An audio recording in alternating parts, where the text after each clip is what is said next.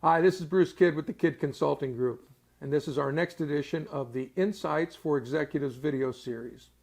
I'm delighted to have a good friend here today to talk about an important topic with so many companies in our state being closely held.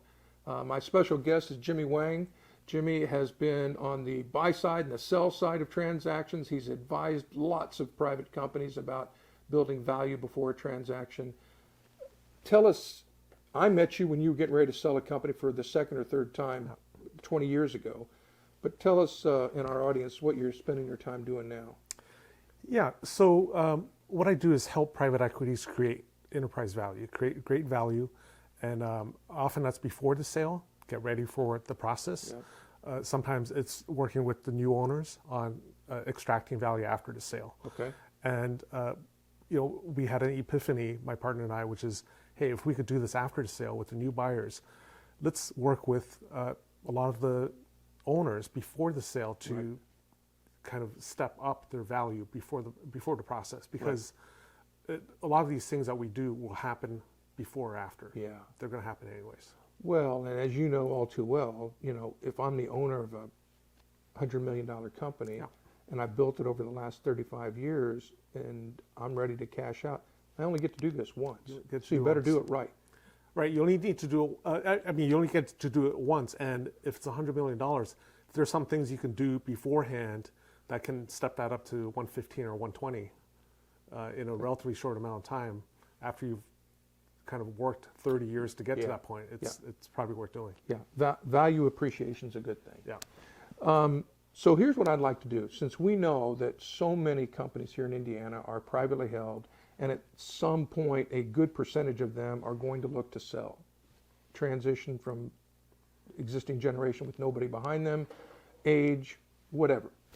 So what I'd like you to do is share your expertise, having worked with so many of these private companies on buy and sell side, but I'd like you to sort of take the buyer's view here and help our business owners understand what's important as they think about jumping into this process of selling their company.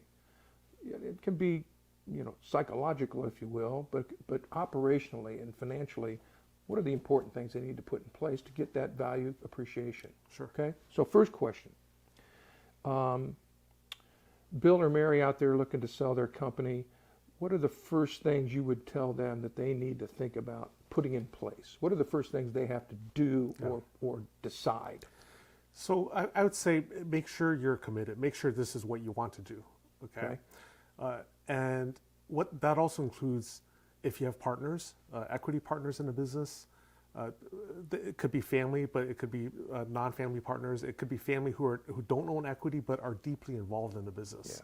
Make sure they're all on board with you, because if you go down this process and they're not on board, halfway, you're gonna have a problem. Or if you have to extract yourself from a process, you could do some damage to your company, because now word's gotten out to vendors, customers, employees that there's a for sale sign on the company's front yard. So you don't want to, you really don't want to go down that process unless you're sure you want to do it, and your partners and close family members who are involved in business are also on board.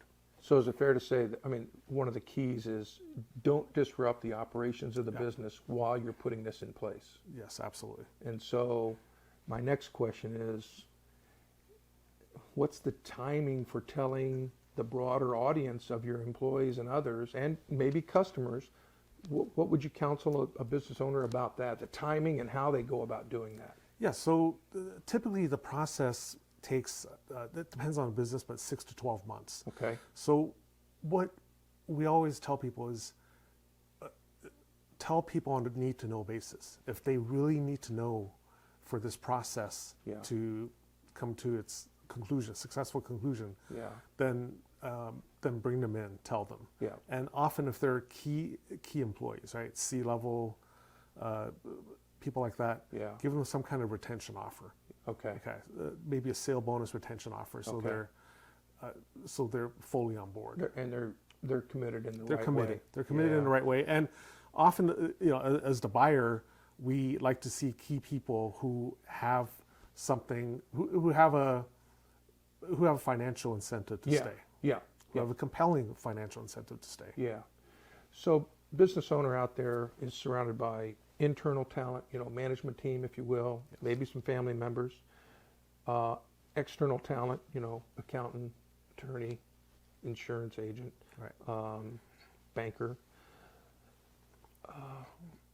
As a buyer, who would you tell, and I guess it depends on the company, but who would you tell that CEO watching us that they really need to make sure they have engaged in this commitment as quietly as they can be about it, but committed? Who needs to be on that core team to get this process going? So the core team for the process itself, I'd say is almost always the CEO/president, and it could be the founder. Right. It usually is for companies like this. Yeah. And probably a CFO. Yeah. And someone senior in operations, chief operating officer, VP of operations. Yeah. And depending on the business, probably like the senior VP of sales, business development, someone who has a lot of the key account management contacts. But in a lot of these businesses, that person is also the CEO, president. Yeah. And again, you're the buyer and you're looking for lots of information through your due diligence process, financial and otherwise, and that core team is probably going to get you the information you need. Yes. Correct? Yes. And to be clear, this is why you need to be fully committed, because the buyers will want a lot of information in a short amount of time. Yeah. Right. If you drag it out, 6 months, 12 months, list of customers kind of by year, list of top 10 customers by year for the past 5 years. Right. If that's going to take you 3 months to get, we have a problem. Yeah. Right. So you and your team need to be able to provide responses to these questions in a relatively short amount of time. Otherwise, the buyer can have fatigue, and it's not going to happen. Yeah. One of the things that comes to mind, and this is when you and I met, I was providing some customer due diligence for buyers. And the premise was, I want to buy Jemmie's company, but I really want to, and I've looked at the financials, but behind those financials on a piece of paper and a spreadsheet, there are relationships there with those customers. And I need to understand what those are, because if I'm buying Jemmie's company for $75 million, I don't want to lose 20% of those top customers as soon as I buy, for whatever reason. So I was doing these customer due diligence projects. How important is that for you, the buyer, that you really understand those customer relationships, the story behind the financials, if you will? It's extremely important. If you think about it at a high level, if as the buyer, we acquire a company and we keep 100% of the customers, using an extreme example, right? No one ever keeps 100%. No. But if we keep 100% of the customers, a lot of other things have to go wrong big time for this investment to not go well. Correct. Right. So, that's why we used your services back then, and I think there are other companies that also provide that service, which I think is valuable. In most cases, in majority of cases, and very valuable in some cases. Yeah. Right. So,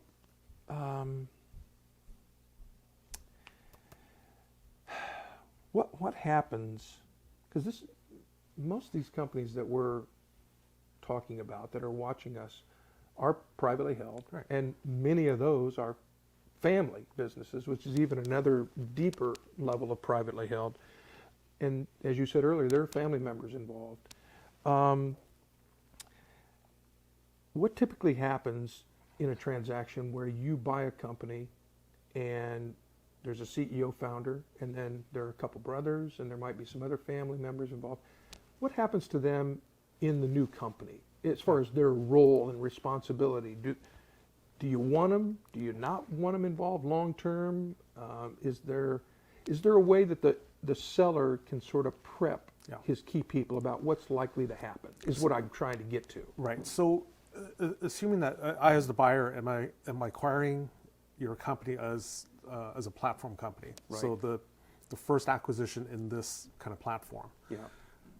The buyer almost always prefers to be able to keep the key employees, Okay. the key executives, key employees, because otherwise it's too much work, too much risk. Yeah. There's risk. I mean, the stereotype of kind of private equity financial firms is that they're risk takers. They actually hate risk. Yeah. Okay. They want to mitigate, reduce as much risk as possible. Calculated risk. Right. Yeah. Calculate risk. And so what happens to the family members or old friends who've been there for 20, 30 years? The short answer is if they're adding value, if they're actually important to the business, and they're adding value, the buyer, I will still want them to be there. Yeah. But if you've kept your uncle there for the past 45 years and he's not adding value and he's only there because he's your uncle, he's going to be gone. Yeah. Okay. Yeah. And in that case, it's always better for him to be gone under the seller's before the seller sells, because so the average multiple last year for a transaction I think was around 10 times. Let's say for a smaller company, let's say 8 times. Yeah. So if you're paying your uncle, let's say $100,000, right, and you get rid of him because he's going to be gone after sale anyways. Right. Yeah. You take that 100 times 8, you just made $800,000. Yeah. Just add it to the price. Yeah. And you can pay your uncle a year, 2-year severance if you want. Absolutely. Right. Yeah. Because if you don't do that, you're going to miss out on 800, and he's going to be gone after sale anyways, and they're going to give him 2 weeks or a month or whatever severance. Do you think is it different, that whole scenario about who stays and who might not stay going forward after a transaction?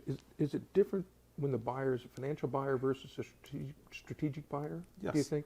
Yes. So strategic buyer typically has less need or desire to keep key employees. Yeah. Because they probably have some of their own similar. Yes, because typically they already have the platform company. They already are the platform company. Yeah.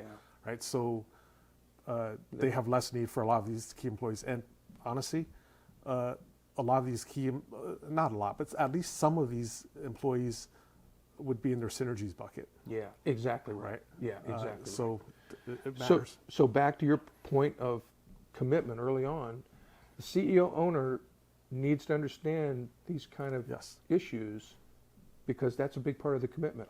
Here's what's likely to happen. Am I okay with that? Yeah. That Bill and Joe and Mary might lose their jobs because they're redundant to the buyer. Yeah.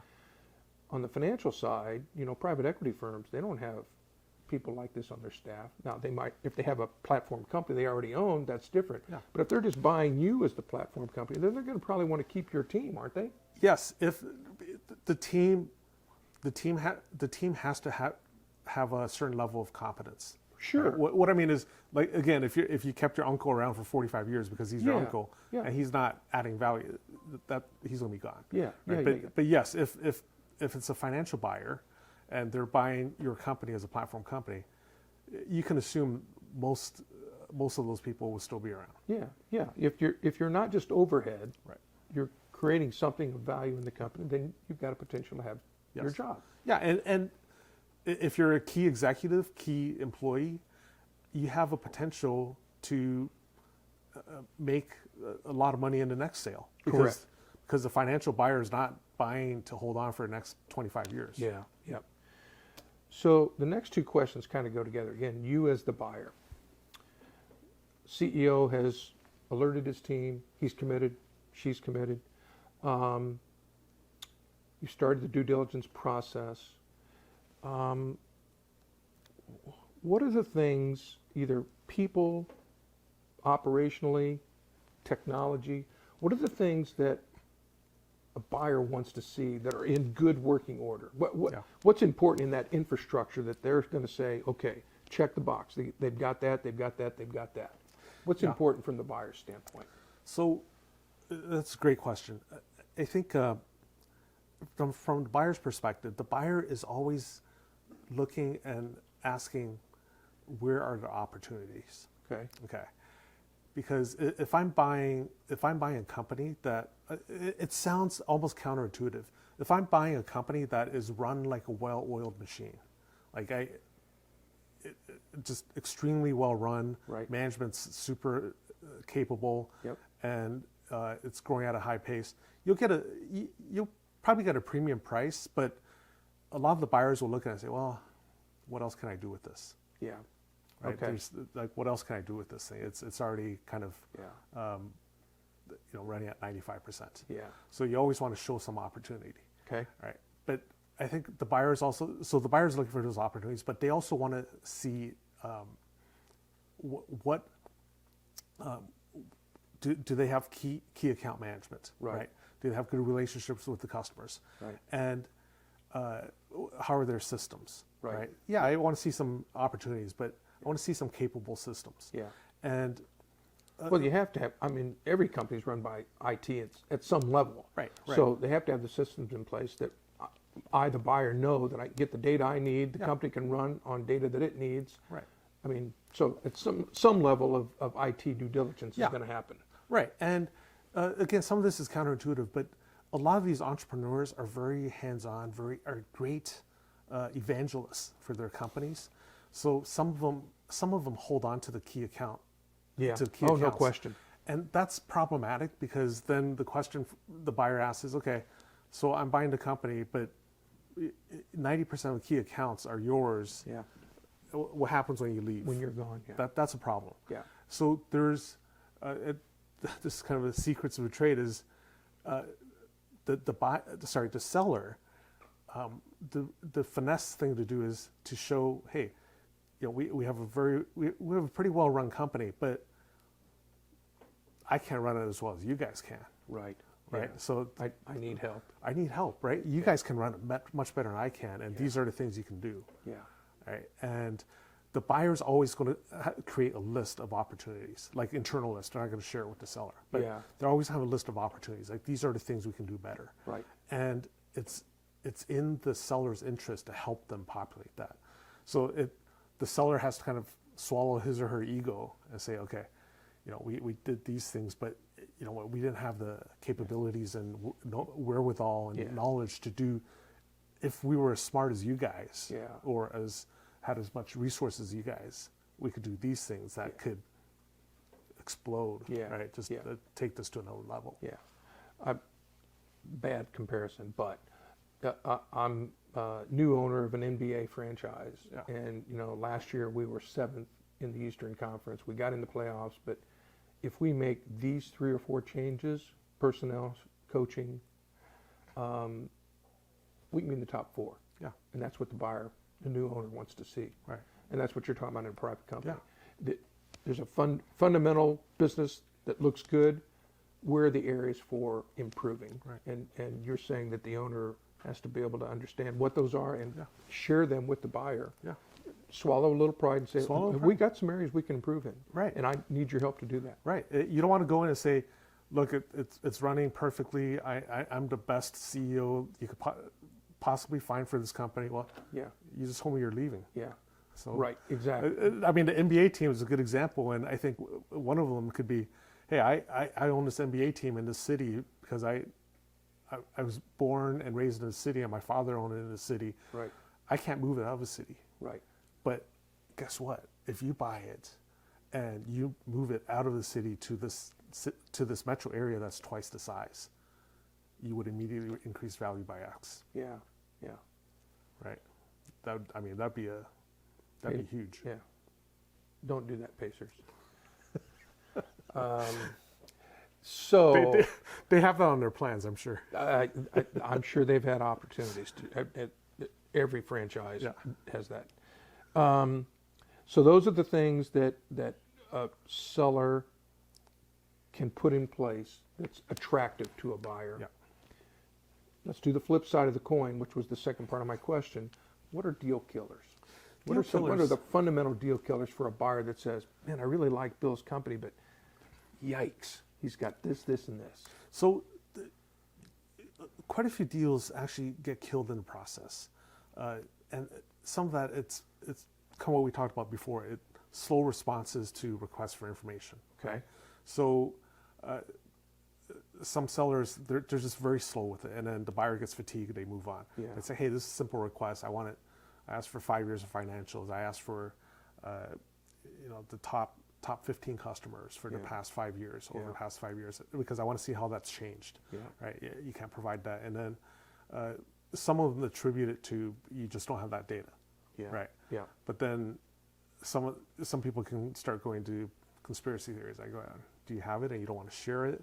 Because sometimes that is a tactic. Like I'm going to slow walk this. Right? Deal killers, and I think some sellers get wet feet.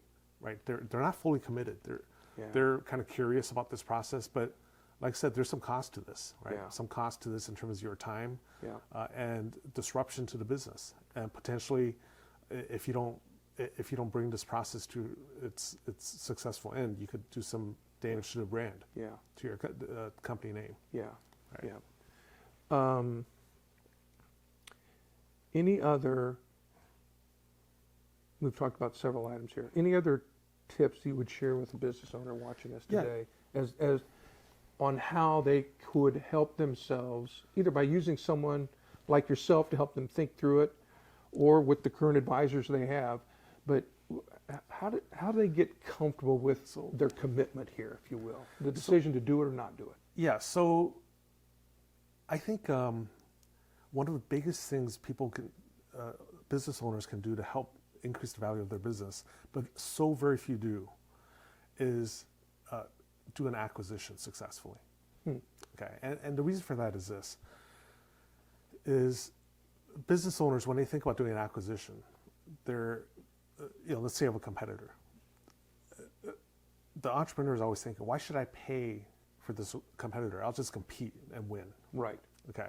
The problem is competing and win takes a lot of time and takes money in and of itself, right? And time is money. Okay. So, but these business owners look at it and say, why should I pay 7 times for my competitor? I'll just compete and win. Well, the reason you might want to think about paying 7 times is because, let's say you take the 7 times and then you take some synergies, some redundancy out, and now it's down to 5 times EBITDA. Right. You add that 5 times to your company, right, and your company was at, let's say, 8 times, but now it's bigger. Bigger companies tend to go, all else being equal, tend to go for higher multiples. Right. So now you're 8 times, let's say it's at 8.5 times. You just bought a company for 5 times that is now worth 8.5 times, and it increased your platform company's multiple by another half turn. Yeah.